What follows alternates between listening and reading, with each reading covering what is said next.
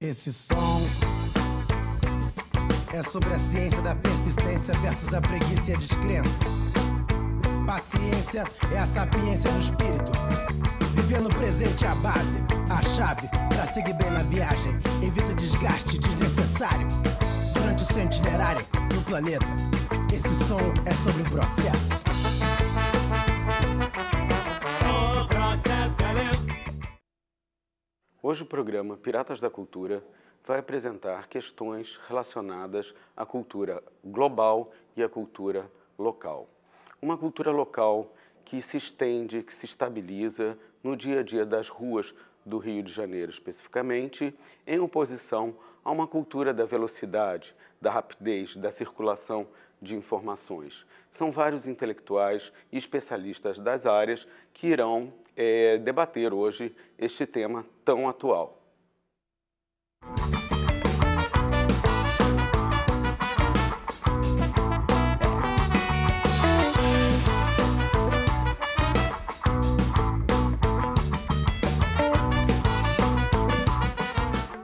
Gostaria de começar a minha fala fazendo uma super rápida introdução teórica, se é que podemos dizer assim, e entrar em comentários de alguns casos.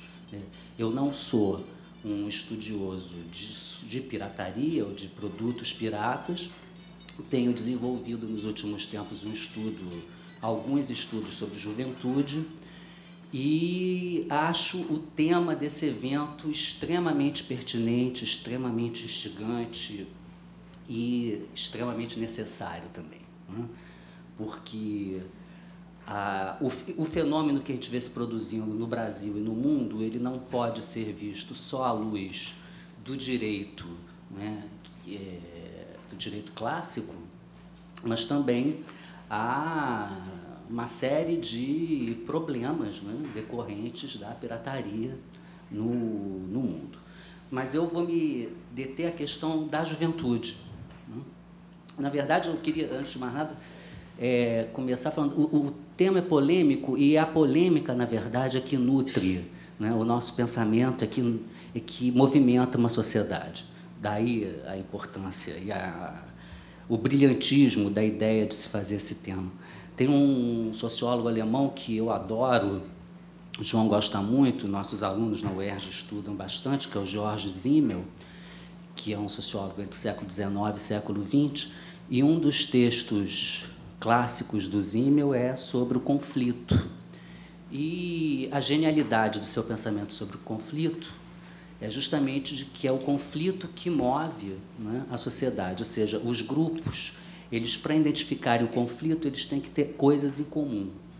Se não houver nada em comum, obviamente o conflito sequer vai ser percebido, né? Então, para que haja um problema a ser resolvido, um conflito, uma crise, os grupos, os personagens, os atores que estão participando daquilo têm que ter um mínimo processo de comunicação, ou seja, um mínimo de códigos em comum. E eu espero que esse evento possa, a partir dessa ideia, trazer, né, novos pensamentos, novas ideias e novos códigos para todos nós também. Em um segundo pequeno momento teórico, é o seguinte: eu vou abordar um pouquinho o pensamento de um sociólogo italiano que morou no Brasil, trabalhou na USP, que é o Massimo Canevati, que tem um livro que na Itália foi publicado em 1995, mas no Brasil saiu há pouco tempo, em 2004, 2005, e esse livro é sobre juventude. Então, para aqueles que se interessam sobre o tema, essa é uma indicação interessante. O livro se chama Culturas Extremas, Mutações Juvenis nos Corpos das Metrópoles. Mas, então, o Canevati, que tem um livro muito lido no Brasil, que é A Cidade Polifônica, que é uma proposta de antropologia urbana, e ele começa esse livro falando da chegada dele em São Paulo, né? Que ele estava num dia de feriado, nada funcionava, e ele estava na cidade e ele teve que conhecer a cidade, assim. Então, ele se perdeu na cidade, a partir daí ele criou uma proposta da antropologia urbana que parte exatamente dessa ideia da pessoa se perder no espaço urbano para descobrir esse espaço urbano com outro olhar. Esse é o livro mais conhecido dele, A Cidade Polifônica. Esse daqui, Culturas Extremas, que é o que eu quero abordar um pouco, antes de entrar em alguns exemplos que eu trouxe da França, a primeira parte desse livro é sobre a juventude e o que é essa juventude de hoje, quer dizer, onde que ela está, como que ela está. Então, ele trabalha com alguns paradigmas, assim, pegando aquela onda que houve no determinado momento da década de 90 sobre o fim da modernidade. Ele faz uma brincadeira em cima disso e fala de algumas ideias que, para os jovens, não são aplicadas, mas como categorias nos dias de hoje. Então, é um momento do livro que ele fala sobre os jovens intermináveis, portanto, de toda a tecnologia que nós temos hoje, né, na nossa sociedade, que faz com que essa noção de juventude seja muito fluida e muito mais abrangente, né? E, nesses jovens intermináveis, ele faz uma brincadeira sobre o fim de algumas coisas.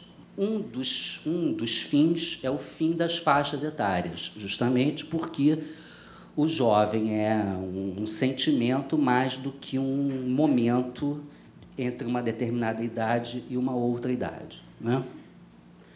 E aí tem toda uma questão de recurso à psicanálise, de recurso à moda, de recurso às cirurgias, às transformações dos corpos, etc., né? Dentro dessa linha, ele também vai, num determinado momento, falar do fim do corpo. Não do fim do corpo, porque todos nós estamos aqui com corpos vivos, né? Mas do fim de um corpo jovem e de um corpo velho, ou de um corpo de uma faixa etária adolescente e de um corpo que é outro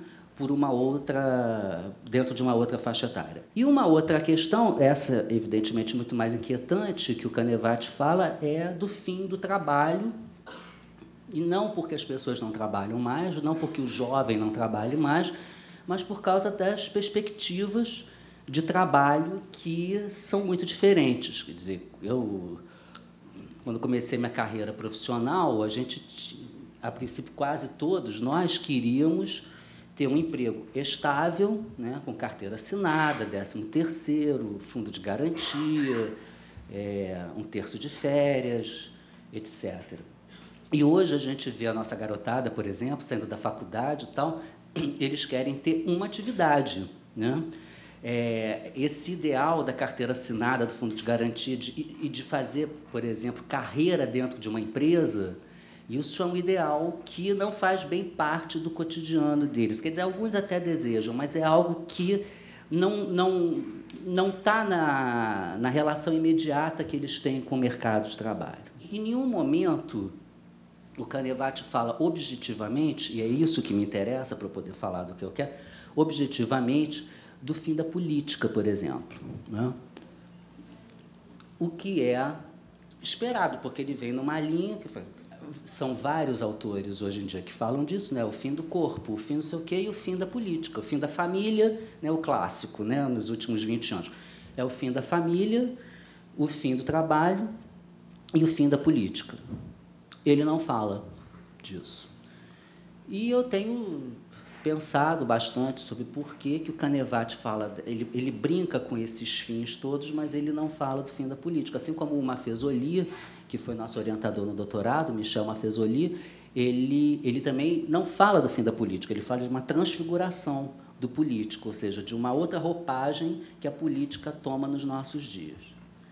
E eu queria pegar este ponto por causa de algumas coisas que têm acontecido na França em relação aos jovens, né, nos últimos tempos, e que me chama muita atenção porque, de alguma maneira, o que eu estou percebendo é que esses jovens eles estão precisando se expressar, né? Eles não estão encontrando espaços só nas manifestações culturais, quer dizer, eles estão indo além disso, e mesmo porque a manifestação política também é uma manifestação cultural, obviamente, mas eu digo, eles não estão encontrando espaços só nas manifestações artísticos, culturais, né? Que é um texto que eu gosto até, eu gosto desse discurso, mas é o discurso que é o mais comum nas ONGs, né, que a gente tem que encontrar, a gente tem que desenvolver atividades para os jovens, porque assim eles saem da criminalidade, eles não entram num processo de marginalidade, etc., etc., mas isso não está dando conta também. Um episódio que aconteceu o seguinte, um senhor do Congo, ele pulou a roleta, né? Vocês devem ter sabido, foi no dia 27 de março, na Gare du Nord, que é uma estação de trem e de metrô super importante, né? Paris tem várias estações assim, que ligam ao resto das cidades periféricas e às outras regiões da França e aos outros países. A Gare du Nord é uma das, talvez a maior de todas, né? Então, onde tem uma concentração e um deslocamento de pessoas assim, muito impressionante, porque são várias estações de metrô naquela gare, são vários trens saindo para fora de Paris, mas para o subúrbio, para outras cidades e para outros países. Então, é uma estação super plural, enorme e tal. E um senhor congolês pulou a roleta, ele foi parado por um fiscal, ele deu um soco no olho desse fiscal, aí um outro fiscal veio, ele deu uma cotovelada no outro fiscal, aí a polícia se aproximou, né, prendeu esse senhor, e dali a alguns minutos o rumor, o boato que percorria toda a gare é que um jovem, filho de imigrantes, havia sido parado pela polícia e havia sido assim, né, agredido violentamente. Quer dizer, então, o início da história já tinha sido transformado. Eu não estou aqui para discutir o senhor congolês, apesar de que ele teve um papel fundamental. Se ele não tivesse pulado a roleta, nada disso teria acontecido e eu não teria muito o que falar aqui, ia estar falando de outro assunto, na verdade, também. Então, ele é muito importante na minha vida, esse senhor. E depois saíram várias matérias sobre ele e descobriu-se que tudo era mentira. Ele não estava fugindo de nada, ele só não tinha o dinheiro para pagar a passagem, pulou. E foi assim meio violento na sua reação, né? Primeiro um soco na cara de um, uma cotovelada na cara do outro. Então, a maneira que ele encontrou de se comunicar e de se expressar desempregado foi uma notinha no fait divers pequena que eu fui procurar porque eu sabia que os franceses tinham morrido, eu queria saber qual era, mas não é o perfil do jornal. E, no entanto, na quinta, o episódio tinha acontecido na terça, o Le Monde é um jornal que tem um horário diferente daqueles que a gente conhece aqui no Brasil, quer dizer, ele sai no meio do dia, assim, ele é feito no meio do dia. A primeira página com foto do episódio, do quebra-quebra, e em outro jornal, no Le Figaro, também é uma foto assim, meio menos clara de um garoto quebrando a vidraça de uma loja, né? E, ao mesmo tempo, a gente vê um candidato propondo um Ministério de Migração e Identidade Cultural, que é um dos grandes argumentos dos meninos que foram entrevistados, assim, vários deles associam aquilo tudo a esse momento da França, tipo, estamos elegendo uma pessoa que pensa isso do imigrante, né? E nessa manifestação há, evidentemente, vários filhos de imigrantes. Quer dizer, aí um parênteses, assim, a sociologia tende a achar que a antropologia também tende a achar que esses meninos têm um problema de identidade cultural, porque eles são franceses, nascidos na França, de filhos estrangeiros, mas não se sentem franceses, ou não se sentem vistos pelo país como franceses. Mas eles também não se sentem pertencendo ao país dos pais deles, né? E esse é um dos problemas que a sociologia tende a apresentar.